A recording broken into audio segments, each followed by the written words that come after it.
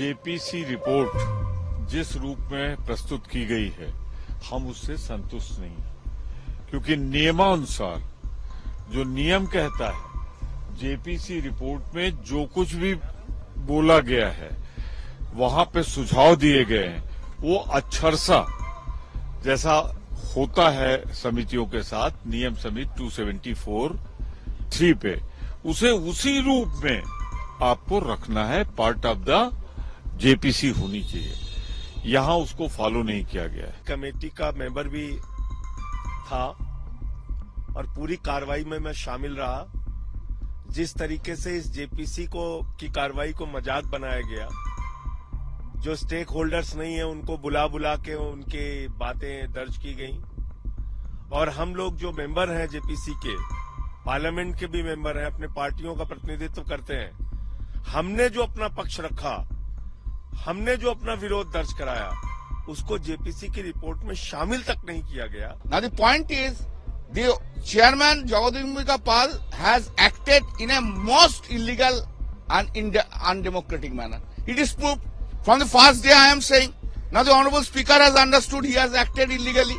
ना सिर्फ अनकॉन्स्टिट्यूशनल है, fundamental rights article 14, article 15, article 29 का ग्रेव वायलेशन है।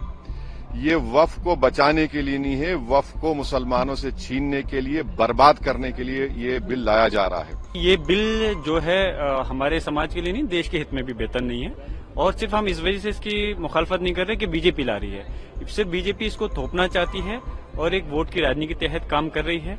जो मेन मुद्दे हैं उसको भटकाना चाहती है। आज भी हमने उसकी पुरजोर तरह से मुखालफत की है। ये आज चर्चा तो नहीं करा रहे, लेकिन जब चर्चा कराएंगे तो फिर से इसका विरोध किया जाएगा। सभा में हंगामा हुआ क्या? कोई हंगामा नहीं हुआ है। जिस तरह से आज बिल जो टेबल हुआ है वक्फ बोर्ड बिल, तो जो विपक्ष के सभी जो मेंबर्स थे इस कमेटी में, उनकी कोई भी बात, जो पॉइंट्स रखे गए विपक्ष के सदस्य द्वारा कमेटी में, तो वो नहीं माने गए हैं। आप बताइए कि कैसे मुस्लिम वक्फ प्रॉपर्टीज में नॉन मुस्लिम को मेंबर रखा जाएगा? कैसे आप कलेक्टर एंड अबव ऑफिसर्स को पावर देंगे? कैसे कलेक्टर डिसाइड करेगा कोई वक्फ प्रॉपर्टी है या नहीं? कैसे आप ईवाईक्यू प्रॉपर्टीज का सेक्शन खत्म कर रहे हैं? कैसे आप लिमिटेशन एक्ट को अप्लाई कर रहे हैं जो हिंदू धर्म के प्रॉपर्टीज के ऊपर, सिख धर्म के और क्रिश्चियन धर्म पर अप्लाई नहीं होता है? The honourable Home Minister also understood he has acted illegally. Therefore, they have accepted that. What are the difficulties of taking the dissent note? I can't agree with everything. My dissent, we have given the dissent note in a decent manner, and it should not be expunged in an indecent manner. ये संसदीय परंपराओं का, संवैधानिक मान्यताओं का खुलेआम मर्दन है, उसको कुचला गया है। दूसरी बात, ये अभी एक शुरुआत है मस्जिदों की जमीन कब्जा करने की, दरगाहों की जमीन कब्जा करने की, लेकिन इतिहास हमें माफ नहीं करेगा। और ये बात मैं आज पूरी जिम्मेदारी के साथ बोलना चाहता हूं कि आने वाले दिनों में गुरुद्वारों की जमीनें कब्जा की जाएंगी, मंदिरों की जमीनें कब्जा की जाएंगी, चर्चों की जमीनें कब्जा की जाएंगी, और मोदी सरकार का एक ही मकसद है, अपने दोस्त अडानी और चंद पूंजीपतियों को सारी धार्मिक संपत्तियां और उनकी जमीनें सौंपना। और मंत्री ये कह रहे हैं कि सब एनेक्स्ड है। अगर वो नहीं एनेक्स्ड है, वो दे हमारे सदस्यों को, तो हम इस पे विशेषाधिकार की नोटिस देंगे। हम देश को बचाना चाहते हैं। हम जानते हैं अच्छी तरीके से, आज ये आया है वक्फ बोर्ड के लिए, कल आएगा गुरुद्वाराओं पे, परसों आएगा ये मंदिरों पे, चर्चेज पे, ये सारे रूप में आएगा। तो देश की संपत्ति फिर गिरवी रख दी जाएगी अपने मित्रों अडानी, अंबानी सहित तमाम लोगों को। That was our object. तो जगदम्बिका पाल जो किया था वो गलत था, पूरा गलत था। वो ऑटोक्रेट है, he is an autocrat, absolutely autocrat. Therefore, this we have worked out against the draft report itself.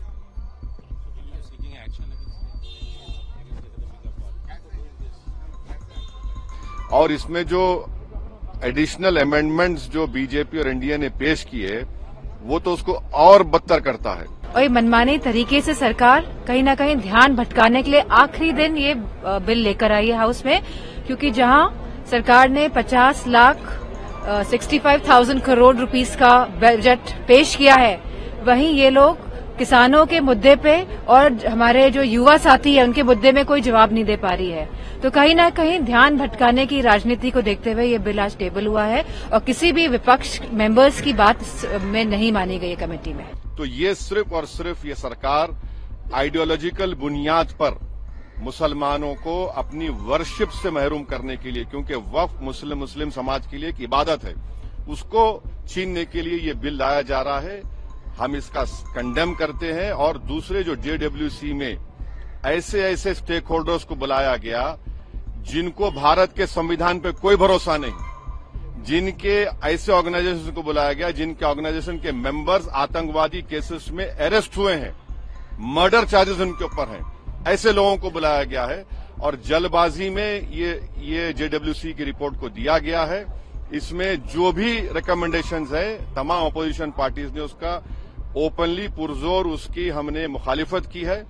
और आज स्पीकर साहब से हमने जो मुलाकात की थी, स्पीकर साहब के इंटरवेंशन के ऊपर जो डिसेंट रिपोर्ट्स अपोजिशन एमपीज के थे जिसको रिडैक्ट कर दिया गया था, उसमें से 70% रिडैक्टेड वर्जन को शामिल करने का स्पीकर साहब ने एश्योरेंस दिया है, जो आज होम मिनिस्टर ने भी उसको कहा है। मगर ये जो बिल लाया जा रहा है ये वक्फ को बचाने के लिए नहीं, वक्फ को बर्बाद करने के लिए, मस्जिदों को, दरगाहों को, कब्रिस्तान को मुसलमानों छीनने के लिए लाया जा रहा है और इसका मुस्लिम समाज रिजेक्ट कर चुका है। Thank you. तो आज हमारी पूरे विपक्ष की इंडिया अलायंस की एक कोशिश है कि हम देश के सारे धर्मों के अधिकारों की रक्षा कर सकें और इसी तरह से आज प्रस्तुत था कि हम सीमा पर जिस तरह 23,000 हेक्टेयर जमीन 1 किलोमीटर के अंदर कक्ष में दे दी गई है अडानी को, हम आज उस मुद्दे को भी प्रस्तुत किया है हमने 267 में। वो नहीं हुआ, उस पर हमारा संघर्ष जारी रहेगा। ये तो अब देश की सीमाएं भी बेचने लगी है मोदी सरकार अडानी को।